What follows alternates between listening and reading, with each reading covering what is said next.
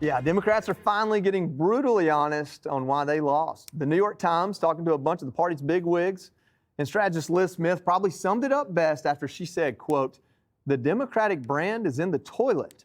Many of the Democrats who succeeded this cycle, our best overperformers in House races, for instance, are people who ran against the Democratic Party."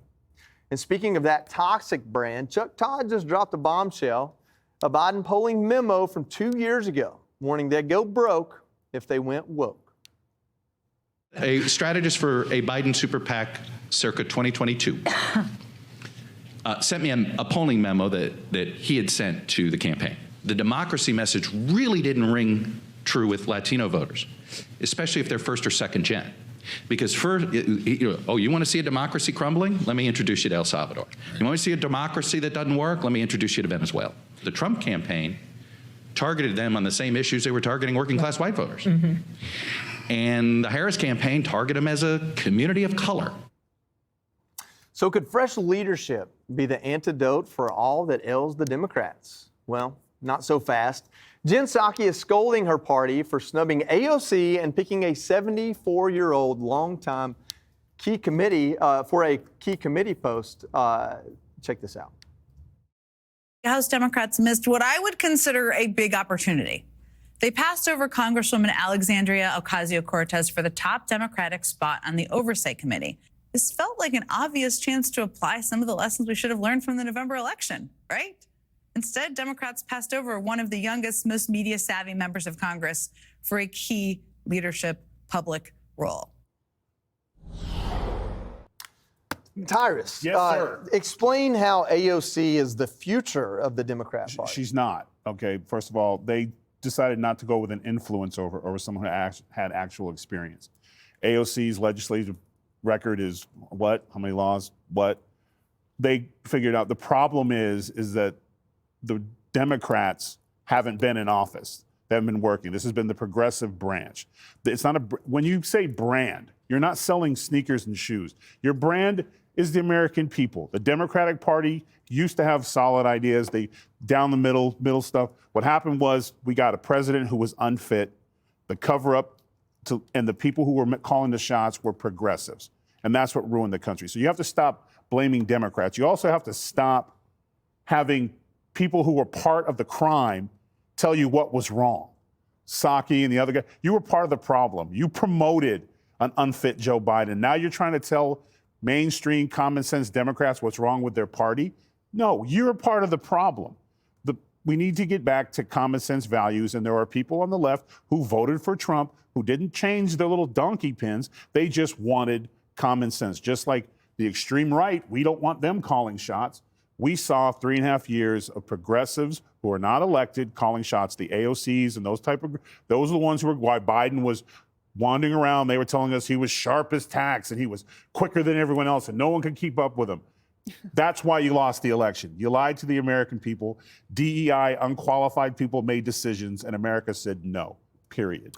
Katie, nobody thinks that the Republican establishment anointed President Trump in either cycle. I don't believe that anybody thinks that.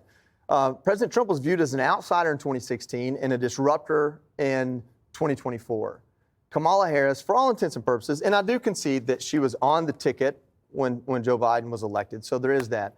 But she was anointed to be the candidate. Yeah. I mean, how much of this is, do they get into the weeds in the Democrat Party, or some of the answers here are kind of simple, that they did create this elitist and very non-democratic idea of how the government should be ran? Trump himself was a movement, and that's something the Republican Party is going to have to figure out when he leaves the presidency. Exactly. How do they get people out to vote for the Republican Party if Trump is not at the top of it? That's why he chose J.D. Vance to carry the torch of the MAGA movement. But in terms of Democrats and what they were telling people and what their actions were, for years, they were screaming that Trump was a threat to democracy. And you started to see this fall apart in the early summer when polling showed that actually independent voters thought that Democrats were the threat to democracy. And then that was amplified in July and August when Kamala Harris was not elected to be the nominee. She was placed as the nominee. And you listen to Democrats who voted for Trump or just decided not to vote for her, and they will say themselves they didn't like that there wasn't a democratic process while they were screaming about being the party of democracy. overall, Democrats have this problem where identity politics went to die during the last election.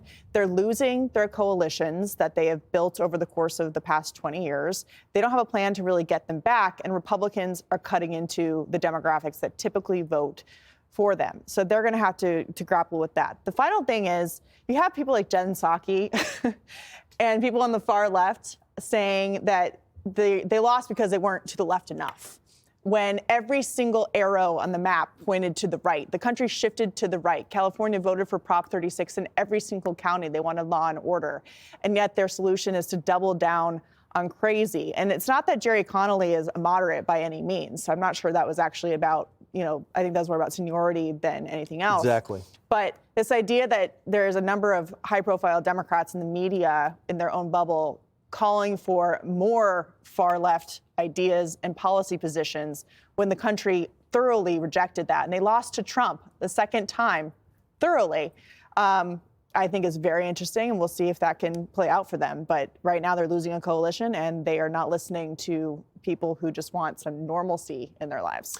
Jessica, one of the people in this New York Times discussion, it was a written discussion online, whatever that is, I don't know, I'm ignorant to those kind of things, I guess. But one of the people said, she was asked, I don't remember which one, or I just use her name, but she was asked, is the Democrat Party actually in the toilet? And she said, well, a toilet has some utility to it, so that might be a generous description. So, I know that you don't feel that way, but, I also know you have opinions.